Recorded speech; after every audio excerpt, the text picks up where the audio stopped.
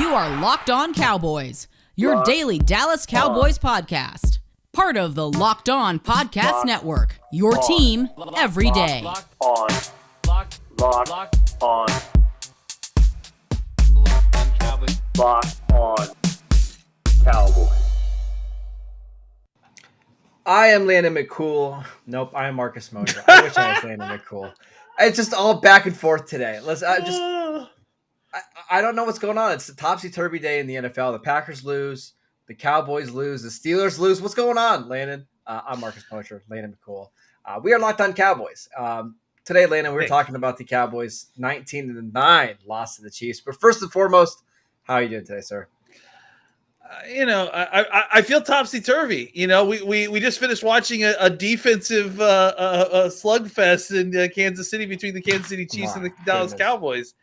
I don't know what's going on, man. It's all. This is a crazy season, and for every single team involved, and the Cowboys are no different. All right, let's talk about this Cowboys game. They lose to the Chiefs 19-9. It's their third loss of the season. They've lost two of their last three games. Before we get into what happened in this game, what are your biggest takeaways from it? I can't get over how different I felt about our chances going into this game from the last time that we podcast. I kept thinking about how when we last spoke to y'all, and I'm talking to the audience here, Friday afternoon, that I assumed Tyron Smith was playing. I assumed Amari Cooper was playing. And in the subsequent days, we get two huge bombs dropped on us. And I think that kind of, it's that meme where they have the dominoes lined up and there's like a huge one at the end, and it starts with Amari Cooper decides not to get vaccinated. And then the big thing is, what's possibly going to be happening where you have this game and the next game, you're missing your top two wide receivers. You're potentially missing your starting left tackle for these two games. And you've already committed to making the switch at left guard, thereby throwing off, basically all the continuity you had building on the left side of your offensive line against a team that is going to blitz all the time with Spagnuolo, and you have also, by the way, like I mentioned, lost your two top wide receivers who are the guys that can beat the man coverage that you need in order to neutralize the blitz. So it basically made for absolute nightmare day for Dak Prescott and for the backups who couldn't step up and make the plays that were necessary to score points. And then there's a whole defensive side of it. This game was absolutely opposite of what we all expected it to be. And obviously the offensive situation was extremely disappointed, but obviously predictable. All right, let's go ahead and talk about the offense because, man, there's a million different ways you could look at this. The protection was not good in this game. Dak was harassed all game long. And before we start talking about what went wrong for Dallas and who didn't play well in the injuries, we should first say Chris Jones is ridiculously good. Absolutely. He's a star. And some people are wondering, well, why didn't he do this kind of stuff early in the year? Well, he's playing defensive end for some stupid reason. It was absolutely ridiculous. It wasn't necessarily a stupid reason, is they didn't have another defensive end. Right? Yeah, Frank Clark was not healthy and was not playing well, and they just didn't have anybody else. So they went out and traded for Melvin Ingram, and now he's back to defensive tackle and he's dominating. I just, the reason you don't do that is because first of all, he's just not a defensive end. Second of all, you can neutralize a defensive end. There's lots of ways to neutralize defensive end that you can't necessarily do with the defensive tackle, as shown today. It wasn't just Connor McGovern whose butt he was kicking all night. He beat Zach Martin for a very clean sack. So, obviously that plus Frank Clark actually looking healthy again for the first time in a long time. It was a lot for, like I said, and let's not just talk about the fact the Connor McGovern thing, but I guess I want to talk about the left side of the offensive line because I feel like that was a huge part of what's going on. It's two separate things, but the fact that they were not made in conjunction with each other is my issue, right? We were all kind of led to believe that the team was trending with Tyron Smith to potentially play in this football game. Yep. I kind of feel like the Cowboys were thinking that maybe. But the problem is that when you decide to switch Connor McGovern, and we talked about this, that the timing of this is very unusual and suspect, and I still would like to get some more information here. You combine that with the fact that you don't have a healthy Tyron Smith, who could potentially help a guy who's making his first NFL start, or at least, his first NFL. Did he start actually last year? I guess he did. McGovern? Yeah, he McGovern started last year. Yeah, but I think this was his first start at left guard, I believe. Yeah, and I think this idea that they did that and then also having to play Terrence Steele clearly was problematic against a team that was going to rush the passer better this week. So yeah, it's one thing to try to do this even against Atlanta. If they had done this a week earlier, even against Atlanta, maybe you feel a little bit better. I mean, but even then they have Grady Jarrett. So it's just, I feel like those two situations, obviously you can't help what the deal is with Tyron Smith, but the fact that they couldn't figure out that maybe it's not the best idea to switch guards here when it's absolutely not necessary at this moment. It seems like they got invested, though. It seems like they practiced on Wednesday and Thursday, though, with McGovern at left guard. And it was pretty clear they wanted to do this. And then when they got to, sounds like Saturday walkthrough, it didn't go quite as well as they were hoping for Tyron. And that's why they decided to go with Steele. And then they had no choice. I don't think they want to put Connor Williams back out there without a full week of practice. But again, this is the risk you take. I mean, I understand that Tyron was practicing better, but he had also been in and out of the lineup for weeks. So maybe it's still not a good idea to necessarily take the risk here. I don't disagree with you. I don't disagree. And then finally, that combined with the fact that they came after Dak heavy. And, he definitely had some throws that he missed. He missed that one to Gallup at the very beginning of the game, first throw of the game. But you expect guys, and we've talked about it with how good these guys are. Cedric Wilson and Noah Brown. Noah Brown and Cedric Wilson played awful in this game. They were not good. You can't have that trio of stuff was just enough to not be able to make it happen. And then, again, Dak did not have a good game. I mean, he just didn't play well. And I think he was trying to press early because he realized that things were not working as well as they needed to be. And he was under duress a lot more than expected. I would have said that this game plan would have been a really happy thing for the Cowboys if they had Smith and Cooper. I think if they had faced this kind of blitz game plan, the Cowboys would have beaten it and held it in check a lot more and been able to sort it all out at least better. But I think that with all those three main things, you lose your starting wide receiver, then you lose your number 2 receiver, and then you basically cannot sort out what's happening with Spagnuolo at all because of the lack of continuity on the left side. It was too much for them to move the ball, and then they kept shooting themselves in the foot on top of it. So obviously that's why they scored 9 points.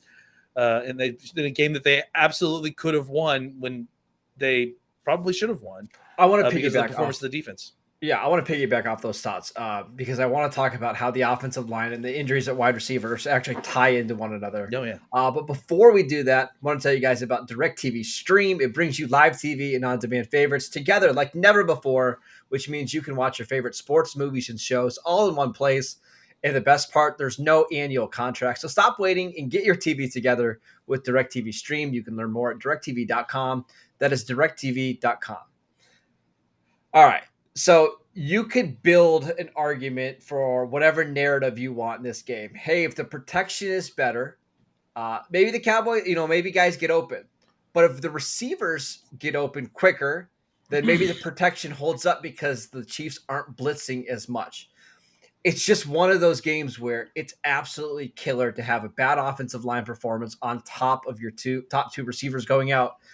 Because basically what Spagnuolo was doing in this game is, all right, we're going to go single coverage on all of your receivers, beat us deep or beat us quick. And they didn't have anybody after the first. I mean, once CeeDee Lamb went down, but right before halftime, nobody could do that. Gallup won once in the second half when he was one-on-one, and it was a slant on third down that he converted, and that was it. That was the only time that you beat man-to-man coverage in the entire game. So if the Chiefs aren't scared of your receivers to win quickly, you can send 6 and 7 guys and harass Dak and confuse him and that stuff. It's it was just a lot of things that were going against him in this game. And it's a big reason why they didn't have success, on top of all the drops and all the mental mistakes and all that kind of stuff. Yeah. I mean, all their answers for the game plan that Kansas City was going to, use against the Cowboys offense were neutralized pregame. You know, well, I mean, I guess, yeah. I mean, you added Lamb in game, but which obviously just compounded things. But and then on top of that, the way to work around that was that you just have Cedric Wilson and Noah Brown play at a level that is normal to them. That replacement level. You just play at a replacement level, and you'll be fine. Yeah. I mean, replacement level would be great, but making the plays that they normally play. These guys are better than replacement level players. 4 drops, and all of them would have been first downs in this game. Yeah, and look, I'm going to bring it up not because I feel like it had an effect on the game at all, but more like a historical record at this point. But obviously, the refereeing was, not even professional level refereeing. Oh yeah, didn't have an effect on the game. No, I mean, it did, but I mean, I'm not. We're not going to get into it, but I'm just bringing it up as a historical record. Yeah. So in the future, when we can find out whatever started World War III, it was probably some terrible call by just Spittori or something like that. This game really showed you the importance and value of Amari Cooper, though, right? Yeah, absolutely. I saw a stat. I believe it was the Next Gen stat said that only Devontae Adams has garnered more double teams this year than Amari Cooper. Well, and it was on 51% of his snaps. He has guys that are, 2 guys that are basically dedicated to him.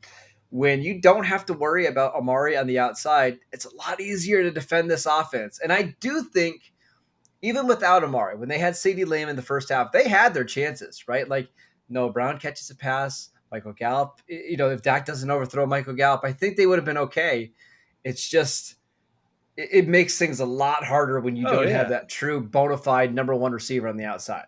Well, I mean, they had every chance to win this game, even despite all the things. Even despite all that, yep. They dropped it. Look, you talked about Gallup. I mean, Gallup. All Gallup needed to do was beat man coverage once. I mean, if Dak puts that first pass on him and he scores a touchdown, I wonder how different the game is. Even if he doesn't score, even if it's just, let's say, a 30-yard gain on that one, how different is the game?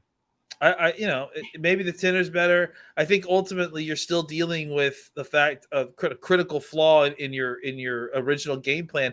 And again, it's not even just. Let me be clear. It's a blitz heavy scheme, which means it's complicated. It takes a lot of route recognition. There's a lot of team inner team concentration that needs to happen. Like, they have to all be on the same page. I'm sorry, I was saying that poorly. They all need to be on the same page and see the same thing with these blitzes. It's not just that Cooper missed the game. It's that Cooper missed the game after practicing all week and them expecting him to play. They built the entire game plan around the fact that they've got these guys who can win on man coverage outside to beat blitzes. And when you lose that, and then you lose the other guy who's the kind of man beater, it makes your whole thing you've been practicing and you've been game planning the entire week, moot. It basically cancels everything. It's just brutal. And then we should talk about the running game. Yeah, they could not run the ball at all in this game for whatever different reasons. Tony Pollard had one really nice run for 31 yards on basically a fake toss play. Is that what you want to call it? It was really a gimmicky play. Other than that, they were awful. And Ezekiel Elliott over the last 5 weeks is averaging 3.6 yards per carry. I know that's because he's banged up. Like, he got hurt again in this game, but they're not running the ball well. They're not blocking well. And man, it makes it really hard to do much on offense if every time you run the ball in 1st and 10, you're only getting a yard, or sometimes you're losing yards and then you get a penalty. It's just, they just didn't do anything to make life easier on them today. Again, a completely new left side of your offensive line. You're missing maybe your best run blocker again in another game. And then, McGovern, who, I don't know. I didn't really. I mean, it's tough to kind of tell what's going on fully in the run game from the. I mean, they weren't opening up holes. I'll just tell you that much. No, absolutely not. No, and I'll tell you this. The other thing I could tell just from the broadcast too is that Kansas City was clearly focusing on stopping the run, and Dallas couldn't make them pay. Nope. So why would they stop? Because Dallas couldn't complete on anything down the field to back off the safeties. Why would they not load the box? Yep. So yeah, and the Cowboys had to run the ball because they were trying to keep it away. And I think I saw everyone talking about why they're running the ball into the loaded boxes. It's like they're having so little success throwing the ball. Yeah. They have to do something to run the ball just to keep the ball away from Kansas City, even if it's running into loaded boxes. I mean, they when you're passing so poorly that you can't pass, it's like there's only one other option besides punting. We should talk about Dak as well. Just didn't play well. Like, yes, there was a lot of drops and stuff, but missing guys. The throw to Gallup, he didn't need to put it on a rope. There's other times where he just like on a fade, he's throwing the ball too flat. Just a weird game from Dak. It felt like again came out in this game really anxious and jittery, and really never settled down all game long. I mean, yeah, it was windy. Like that was part of it. When he was thrown into the wind, the ball was definitely dying on him. But even beyond that, there was times when the ball wasn't accurate.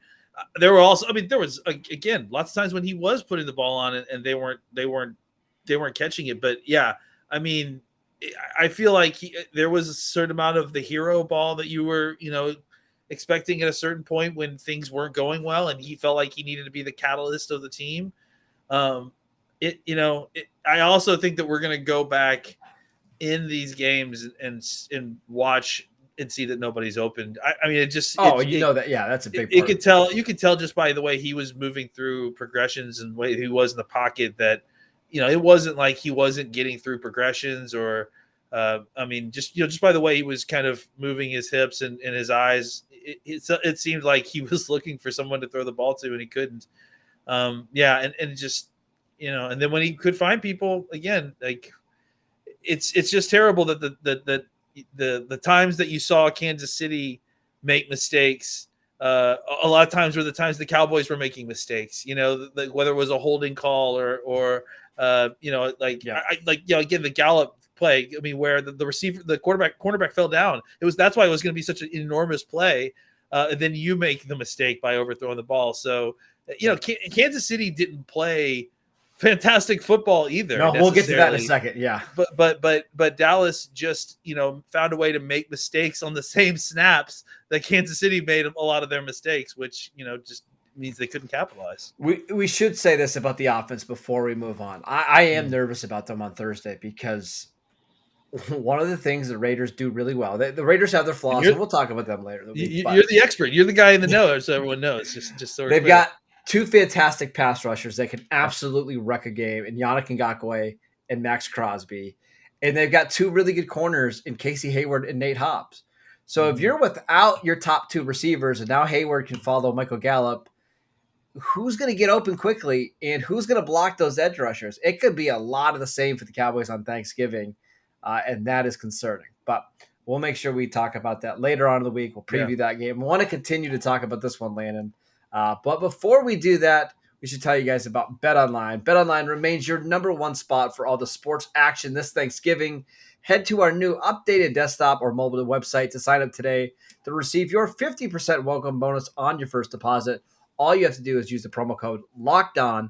BetOnline is the fastest and easiest way to bet on all of your favorite sports. I want to also tell you guys about Built Bar. I need a Built Bar after all the games today. My gosh, just crazy week in the NFL. Built Bar is the best tasting protein bar. It's hard to even explain it. Real chocolate, amazing flavors. It's just a great combination of low calories, high protein, and low sugar with no crazy additives. Best of all, they taste fantastic. Go to BuiltBar.com and use promo code LOCKEDON to get 15% off your next box at BuiltBar.com. All right, Landon, we're being a little negative today because of how bad the Cowboys offense was. But let's talk about the defense because I think this is really encouraging. I'm going to read you the outcome of every single drive the Chiefs had starting at the 9-minute mark in the second quarter. Are you ready?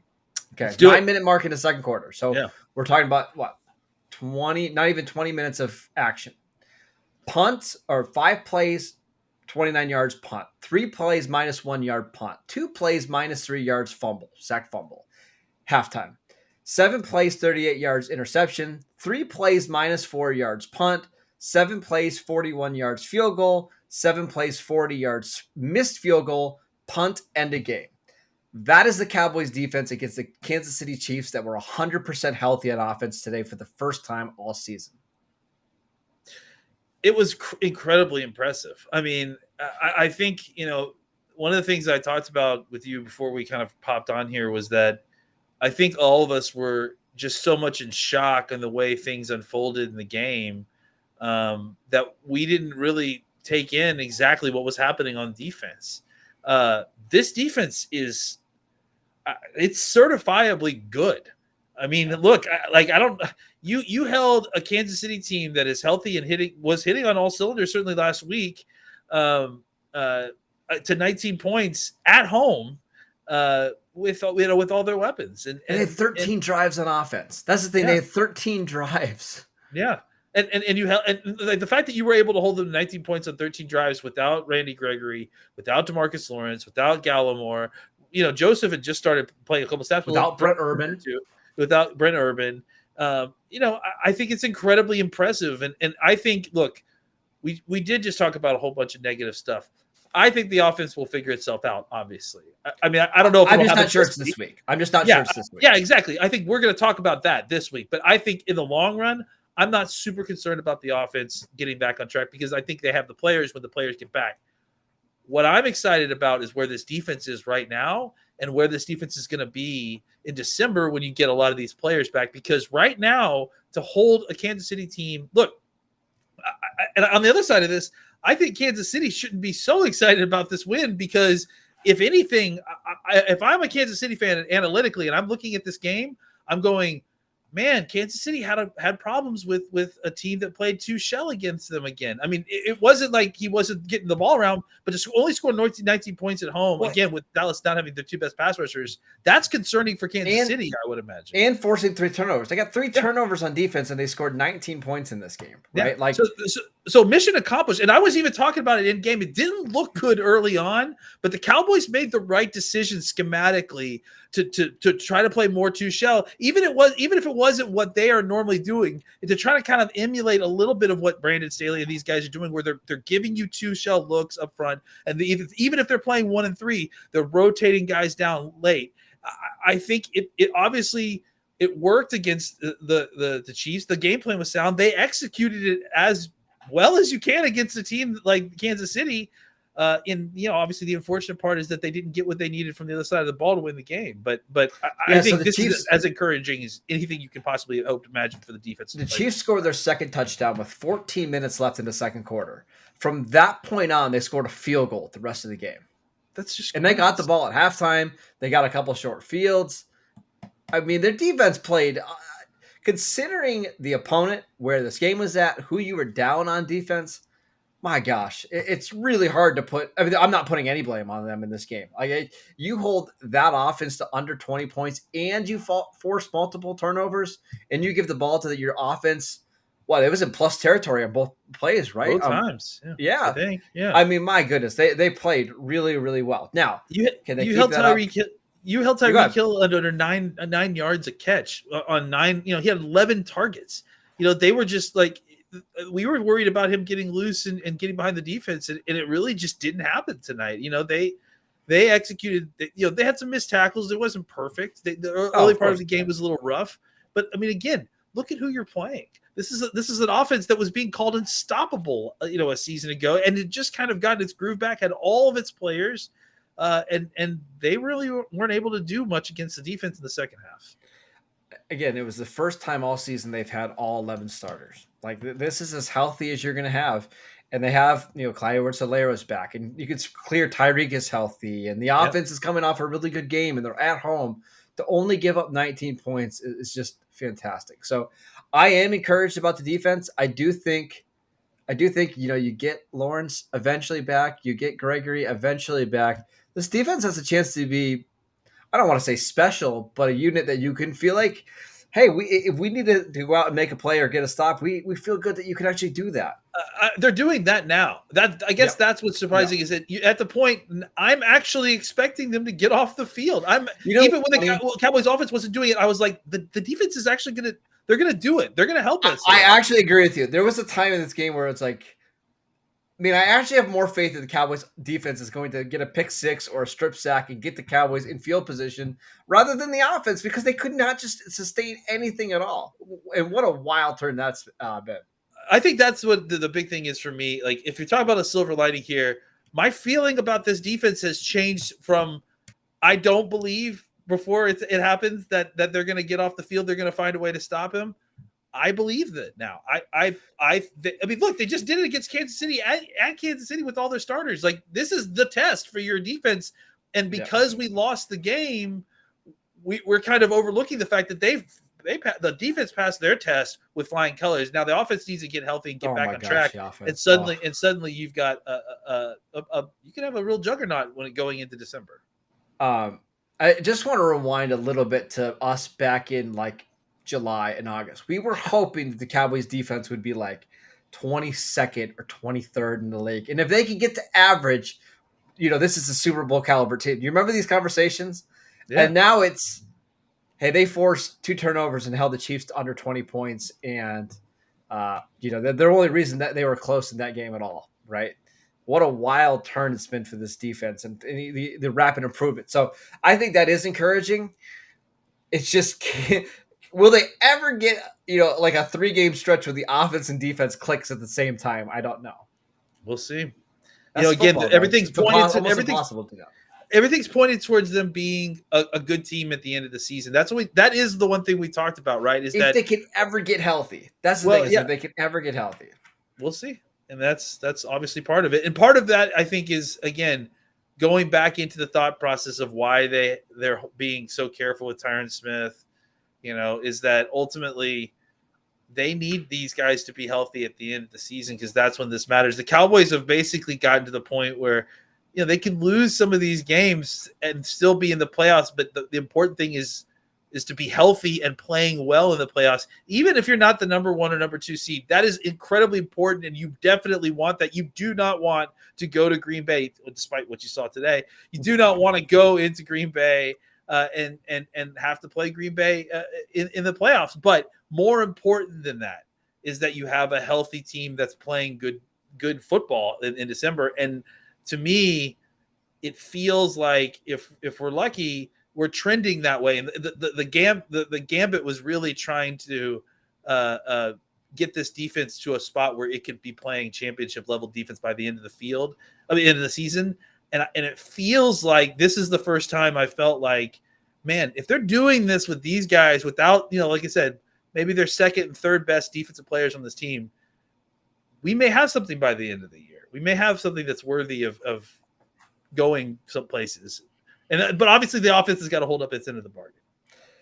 I will say this is the stretch of the year that always makes me so nervous because if you don't play well in this, 3 games in 12 days or something like that, it can really set you back. On top of that, this is where a lot of injuries happen. We see this every single year. When you're playing this many games in that short of a time span, the injuries can really mount up quickly. And because there's so little time between games, like we're seeing with CD, like if this was a normal week, CD might be able to go. Like if they're playing on Sunday afternoon, he might be able to play.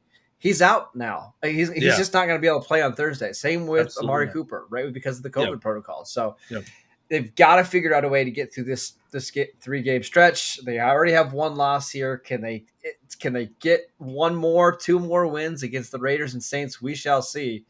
But a very critical little stretch coming up here for the Cowboys. So final takeaways from this game, Landon?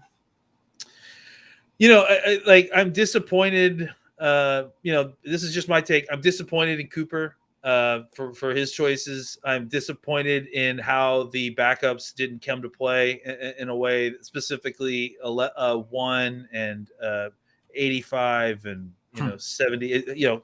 Brown and Wilson and Steele and McGovern. I don't think Collins played well either today. No, Collins struggled at different points too, but I just feel like there was opportunity despite all this adversity to kind of still come away with this game because of the way your defense was playing, and you weren't able to convert. So I don't like the way this team is playing right now. I'm concerned about how this team is going to be playing on Thursday, but I am excited about I have faith and belief that the offense will course correct, and I'm excited about pairing that offense with the defense that I'm seeing kind of develop before our eyes. Yeah, I am excited about the defense. A little bit nervous about the offense. Can Kellen Moore in a short week figure out a way to generate some offense? Can he use more pick routes? Can Gallup, beat man-to-man coverage? We shall see. So big game coming up on Thursday. We've got a crazy week here in the Locked On Cowboys podcast. Landon and I will be back on Tuesday, I believe. We'll have a crossover show maybe later this week. You got to figure all that out still. Yeah. But try to enjoy your Monday. It's not as bad as it seems. The Cowboys are still 2.5 games up in first place. Are you buying this Eagles hype that the national media is trying to give us now? No, Jalen Hurts is still who he is. I mean, you know what I'm saying? Maybe he develops into someone better than who he is, but I in the NFL, especially the playoffs, you got to be able to throw from the pocket. I don't know that he's quite that yet still. Yeah, the last three quarterbacks they've beat are Trevor Siemian, Teddy Bridgewater, and Jared Goff. So, Dallas did beat Teddy Bridgewater, but the point remains. So that's why we whipped them for it, right? Yeah, yeah. Follow us on Twitter at Locked On Cowboys. You can follow Landon at McCool BCB. I am at Marcus _Mosher. Enjoy your Monday. We'll see you guys next time.